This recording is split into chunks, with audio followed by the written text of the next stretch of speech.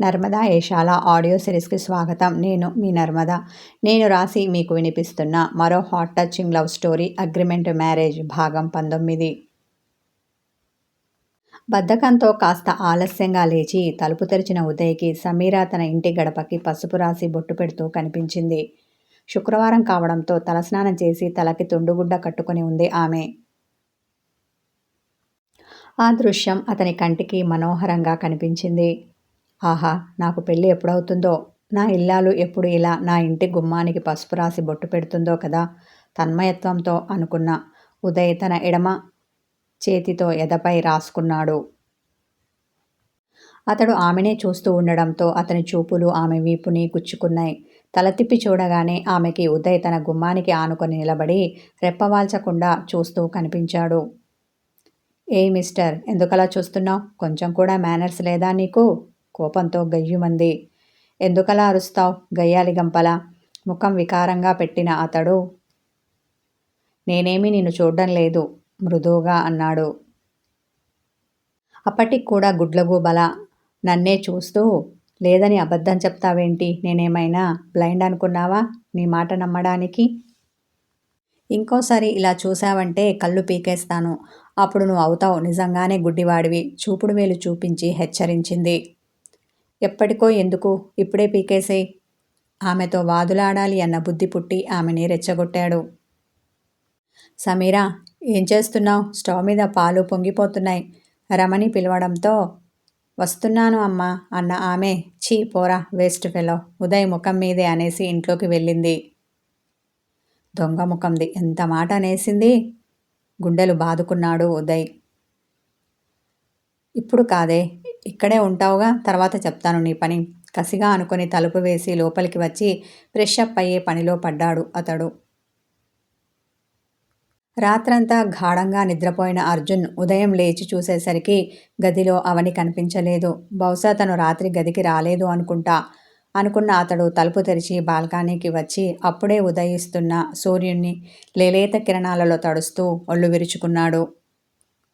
ఇంతలో ఏదో శ్లోకం అస్పష్టంగా వినిపించింది. అటువైపు చూశాడు. అవని పెరట్లో ఉన్న తులసికోట చుట్టూ తిరుగుతూ కనిపించింది. ఈ కాలపు అమ్మాయిలు కూడా ఇలా చేస్తున్నారా? ఆమె అచ్చం తన అమ్మలా చేయడం చూసి అనుకున్నాడు. కస్తూరి కూడా అంతే. రోజు ఉదయమే స్నానం చేసి తులసికోటకు పూజ చేసి దీపం వెలిగిస్తుంది. చెట్టుకి నీళ్లు పోసి దాని చుట్టూ ప్రదక్షిణలు చేస్తుంది. ఇదంతా చిన్నప్పటి నుండి అర్జున్ చూస్తూ వచ్చాడు. ఇప్పుడు అవని ఇలా చేయడం చూసి అతనికి ఆశ్చర్యం వేసింది. కొందరు అమ్మాయిలు ఎంత చదువుకున్నా ఇలా సాంప్రదాయాన్ని పాటిస్తారేమో అనుకున్నాడు. తులసికోట చుట్టూ తిరిగి దండం పెట్టుకుని వెళ్తున్న అతనికి బాల్కనీలో నిలబడి ఉన్న అర్జున్ తననే చూస్తూ కనిపించాడు. అతని చూపుల్లో ఆమె చూపులు చిక్కుకున్నాయి. అతని చూపుల్లో ప్రశంస ఆమె చూపును దాటిపోలేదు. కాసేపటికి బిడియంతో తన చూపు మరల్చింది. ఆమెను తన గదికి పిలుచుకోవాలి అన్న ఉద్దేశంతో అవని గట్టిగా పిలిచాడు. వెళ్తున్న ఆమె వెనక్కి తిరిగి అతన్ని చూసింది. కాఫీ తీసుకొనిరా అన్నాడు. తల ఊపి వెళ్ళింది ఆమె. వచ్చేలోపు ఫ్రెష్ అప్ అవ్వాలి అనుకొని అతడు వాష్రూమ్కి వెళ్ళాడు. ఇంకా కాఫీ పెట్టలేదు కస్తూరి. శుక్రవారం కావడంతో ఆమె స్నానం చేసి పూజ గదిలో పూజ చేస్తోంది. అత్తయ్య, కాఫీ పెట్టమంటారా? కస్తూరిని అడిగింది. ఇంకా ఇంట్లో ఎవరూ లేచినట్టు లేదు. నీకు తాగాలి అనిపిస్తే పెట్టు, పూజలో ఉన్న ఆమె అన్నది. మీ అబ్బాయి లేచారు, ఆయనకి కాఫీ కావాలట, మీకోసం కూడా పెట్టమంటారా అన్నది. పూజ అయిపోవచ్చింది, పెట్టు, తాగుతాను అన్నది కస్తూరి. ఉదయమే కాఫీ తాగే అలవాటు అవనికి లేకపోయినా ఇలా తలస్నానం చేసినప్పుడు మాత్రం తాగుతుంది. అందుకని ముగ్గురికి కాఫీ పెట్టింది. 2 కప్పులు తీసుకొని అర్జున్ దగ్గరికి వచ్చింది. ఈలోపు అర్జున్ గబగబా ఫ్రెష్ అప్ అయి వచ్చాడు. అమ్మయ్య, వచ్చావా మనసులో అనుకొని ఆమె చేతిలో నుండి కాఫీ కప్పు తీసుకున్నాడు. ఆమె తన కప్పు పట్టుకొని బాల్కనీకి వచ్చి చుట్టూ కనిపిస్తున్న పచ్చదనాన్ని చూస్తూ తాగడం మొదలుపెట్టింది. అతడు ఆమెను అనుసరించి వచ్చి ఆమె పక్కన నిలబడ్డాడు. ఆ ఉషోదయపు చల్లగాలిని ఆస్వాదిస్తూ ఆమెతో కలిసి ఇలా కాఫీ తాగడం అతనికి ఎంతో నచ్చింది. ఇక మీదట రోజు ఇలాగే తాగాలి అనుకున్నాడు. రాత్రి ఎక్కడ పడుకున్నావు? ఖాళీ కప్పు ఆమెకిస్తూ అడిగాడు. ఇక్కడే, ఇంకెక్కడ పడుకుంటాను? అతడలా ఎందుకు అడిగాడో అర్థం కాక విస్మయంతో అతన్ని చూసింది. అంటే నేను త్వరగా నిద్రపోయాను కదా, నువ్వు రాలేదేమో అనుకున్నాను చిన్నగా నసిగాడు. మీ అనుమానం తగిలయ్యా, కచ్చాగా మనసులో అనుకున్న ఆమె. ఇలాంటి పిచ్చి పిచ్చి అనుమానాలతో ఏదో ఒకరోజు కాపురం కూల్చేలా ఉన్నావు. నోట్లో గొనికింది. ఏదో అంటున్నావు, అదేదో గట్టిగా అనొచ్చు కదా, నేను వింటాను గదిలోపలికి వస్తున్న ఆమెతో అన్నాడు. ఏమీ లేదని తల అడ్డంగా ఊపింది అవని. లేదు, నువ్వేదో అన్నావు, చెప్పొచ్చుగా. వెళ్లకుండా ఆమె చెయ్యి పట్టి ఆపాడు. మీకు అనుమానం ఎక్కువ అనుకుంటా. అతన్ని సూటిగా చూసింది. ఏ విషయంలో? తెల్లముఖం వేశాడు అర్జున్. అన్నిట్లో అనుకుంటా. పెదవి విరిచింది ఆమె. ముఖం చిట్లించి, నేను నీకు అలా కనిపిస్తున్నానా? ఆమె చెయ్యి వదిలేశాడు. ఆమె తల నిలువునా ఊపి, అందుకేగా ఇందాక గదిలోకి రాకుండా ఇక్కడ పడుకున్నావని అడిగారు. అయినా నేను వచ్చేసరికి నిద్రపోయింది మీరు. పైగా నేను రాలేదని మీరు అనుమానించారు. ఇదెక్కడి న్యాయం? అలుకగా అతన్ని చూసింది. సారీ, ముందు రోజు రాత్రి సరిగ్గా నిద్రపోలేదు. ఇంకా ఆఫీసులో నిన్న పని ఎక్కువైంది. రాత్రి మెలకువతో ఉండాలి, నీతో చాలా విషయాలు మాట్లాడాలి అనుకున్నాను. అదేమిటో మంచం మీద వాలగానే బాగా నిద్ర పట్టింది. తెల్లవారే వరకు మెలకువ రాలేదు. తను అలా నిద్రపోయినందుకు నొచ్చుకున్నాడు అర్జున్.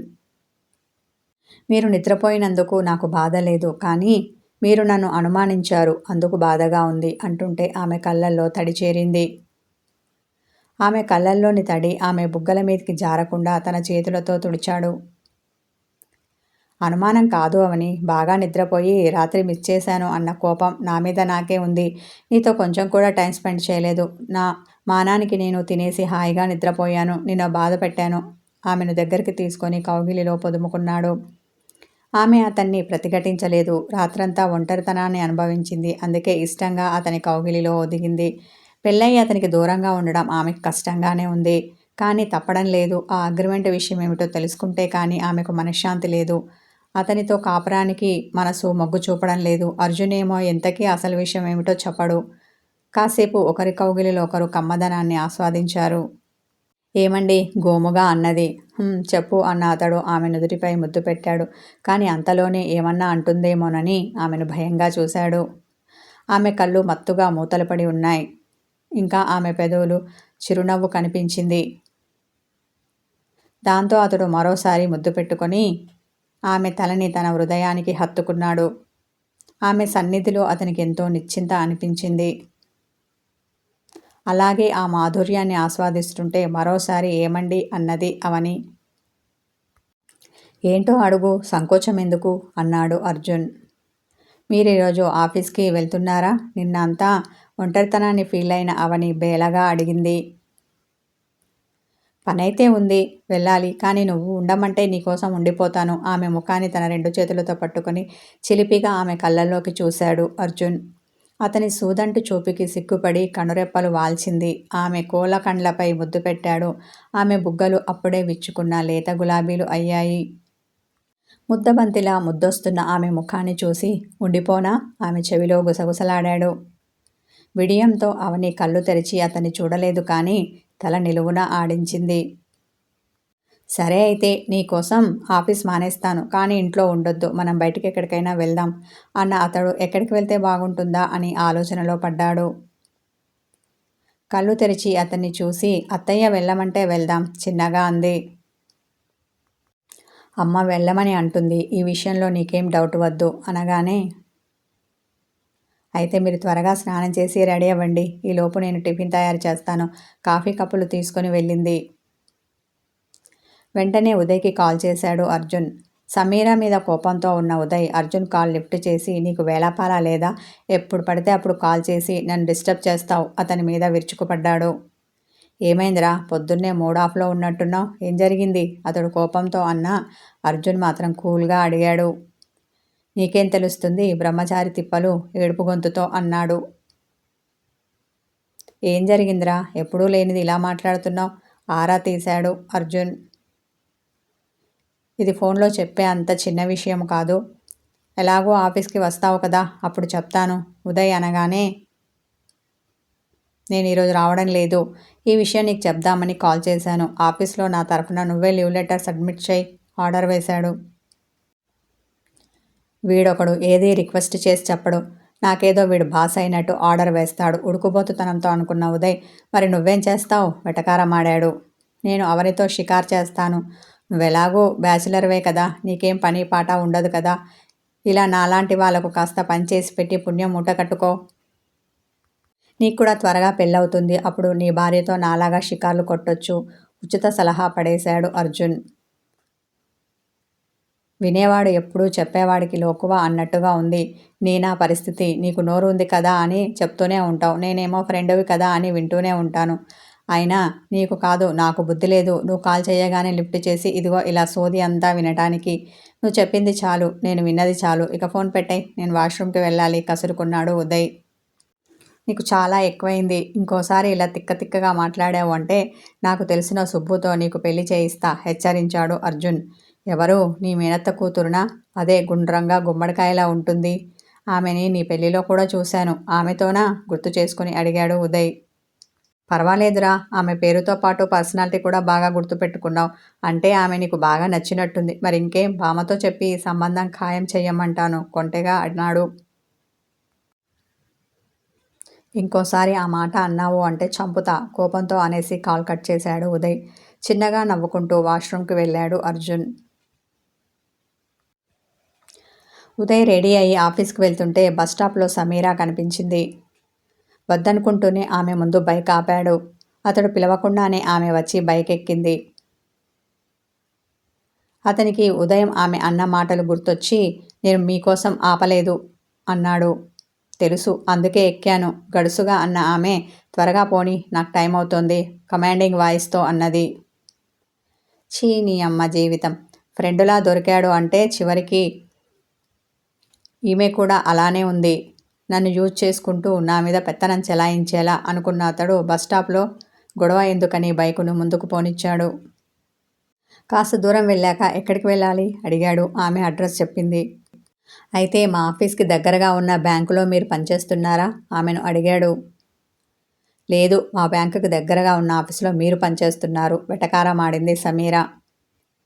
దీనికి తిక్క మామూలుగా లేదుగా అనుకున్న అతడు బ్యాంకు రాగానే బైక్ ఆపాడు. మీరు ఉండేది ఇక్కడేగా, అందుకని వెళ్ళేటప్పుడు నన్ను పికప్ చేసుకోండి ఆర్డర్ వేసి బైక్ దిగి అతనికి థ్యాంక్ యూ కూడా చెప్పకుండా వయ్యారంగా నడుచుకుంటూ లోపలికి వెళ్ళింది సమీర. దీనికి గోరోజనం మామూలుగా లేదు, ఓ రేంజ్లో ఉంది. దీన్ని ఎవడు చేసుకుంటాడో కానీ దీని యాటిట్యూడ్కి మాడి మసైపోతాడు పాపం బకరా అని ఆమెను చేసుకోబోయే వాడి మీద బోలెడంత సానుభూతి చూపించిన అతడు, పొద్దున నాకు మేనర్స్ లేదా అంది. దీనికి ఏదో ఉన్నట్టు. అరే, లిఫ్ట్ ఇచ్చాను కదా, కనీసం థ్యాంక్ యూ చెప్పాలని కూడా అనుకోలేదు. పైగా సాయంత్రం పికప్ చేసుకోమని చెప్పి మరీ వెళ్ళింది. నేనేదో దీని అత్త కొడుకును అయినట్టు ఉడుక్కున్నాడు ఉదయ్. కథ కొనసాగుతుంది. హాయ్ వ్యూవర్స్, స్టోరీ నచ్చితే లైక్ చేయండి, కామెంట్ చేయండి. థ్యాంక్